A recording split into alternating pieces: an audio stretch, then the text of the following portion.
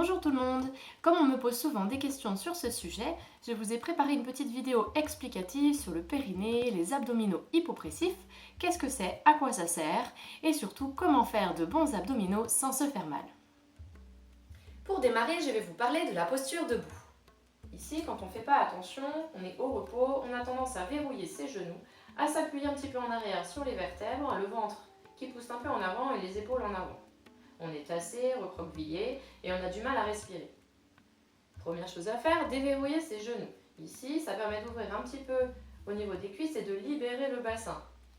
Vous cherchez à repousser le sol avec les pieds, à engager les muscles des jambes et à retrouver un petit peu de longueur dans le dos. Vous allez imaginer un fil qui tire le sommet de la tête vers le plafond et en même temps un fil accroché au niveau du coccyx qui va tirer le coccyx vers le sol. Deux directions opposées. Ça va vous permettre d'allonger la colonne et de vous grandir.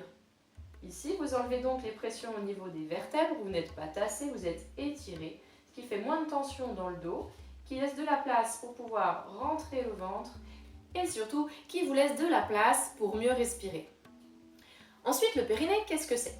C'est un ensemble de muscles qui constituent le plancher pelvien au fond du bassin, situé entre le coccyx à l'arrière et le pubis à l'avant. On pourrait imaginer notre bassin comme une boîte dans laquelle on range nos organes. L'utérus, s'il y en a un, la vessie et le rectum. Le plancher pelvien, ça constitue le fond de la boîte. Il permet donc de soutenir tout le contenu du petit bassin. Si le périnée est tonique, il y a donc un bon soutien. C'est comme un soutien-gorge, mais pour les viscères. Le périnée sert aussi à gérer les sphincters. En gros, c'est pour faire pipi, caca, prout quand on veut, mais pas quand on veut pas. C'est naturel et c'est bien utile. Si le périnée est affaibli, hypotonique ou fragilisé par une grossesse, les pressions répétées sur le périnée peuvent créer des soucis. On peut se retrouver avec des problèmes d'incontinence, des problèmes de mal de dos et peut-être plus grave, des problèmes de descente d'organes. Il faut savoir que ces problèmes de périnée peuvent arriver également chez des personnes plus jeunes, même sans avoir eu de grossesse. C'est le cas chez certains sportifs de haut niveau qui subissent des pressions régulières et fortes sur le périnée. Ensuite, concernant la respiration, surtout quand on est tassé et avachi, on voit souvent une respiration inversée.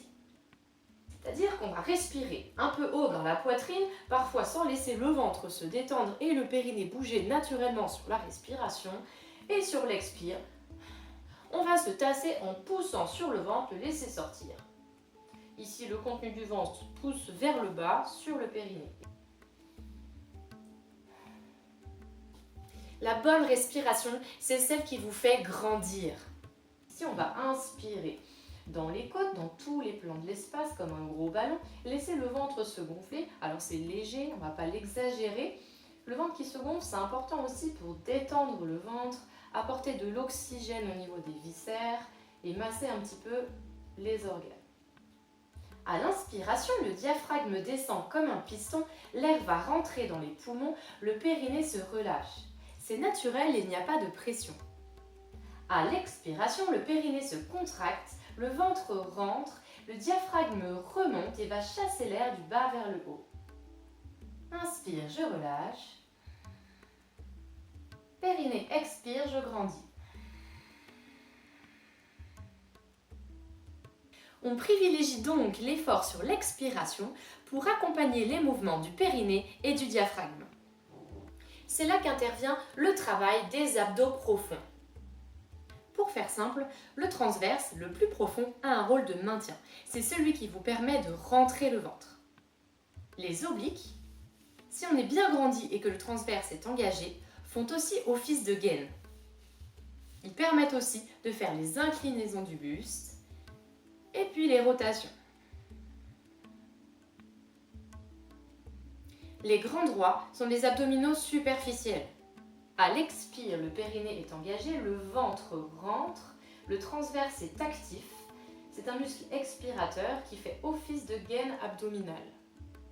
C'est comme une ceinture qui soutient le ventre et son contenu vers l'intérieur.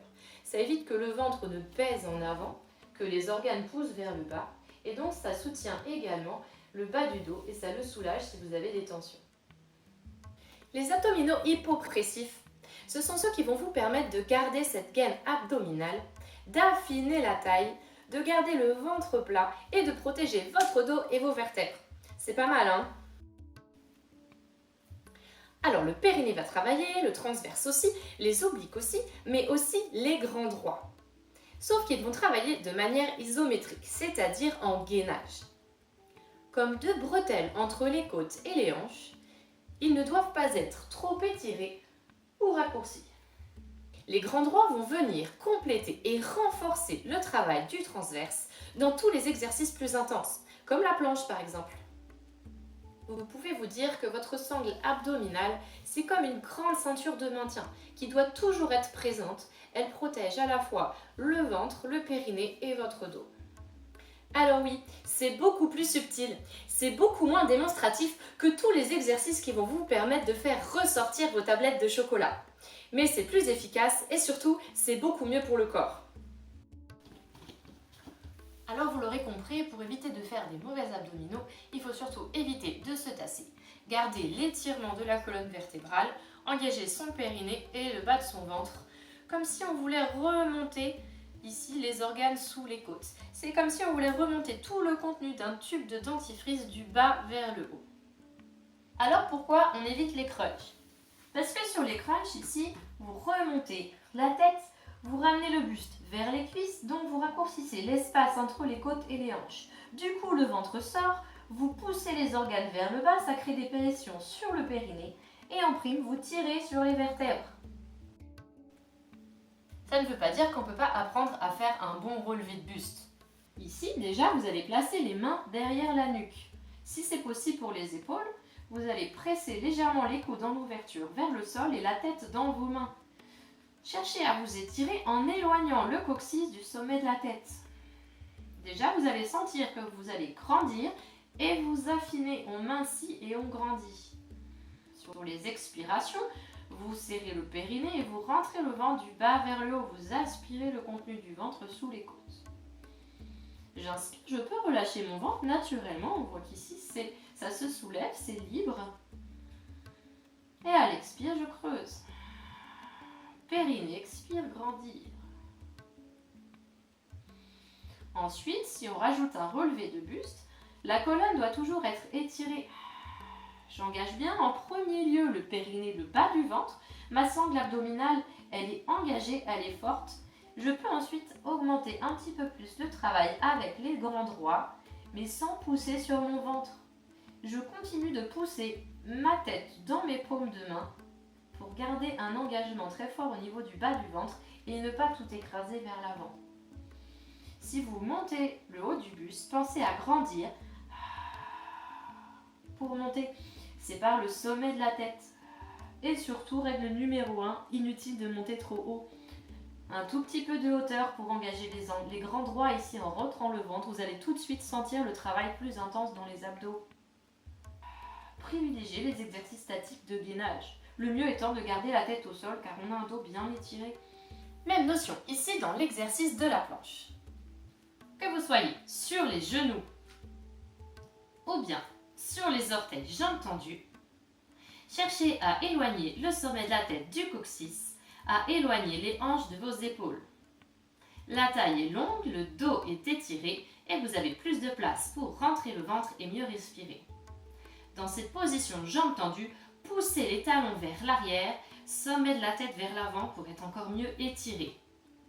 Vous sentirez tout de suite l'engagement des abdos profonds. Sans arrondir son dos, créer des pressions sur le ventre et sans cambrer. D'une manière générale, on ne raccourcit pas l'espace entre les côtes et les hanches.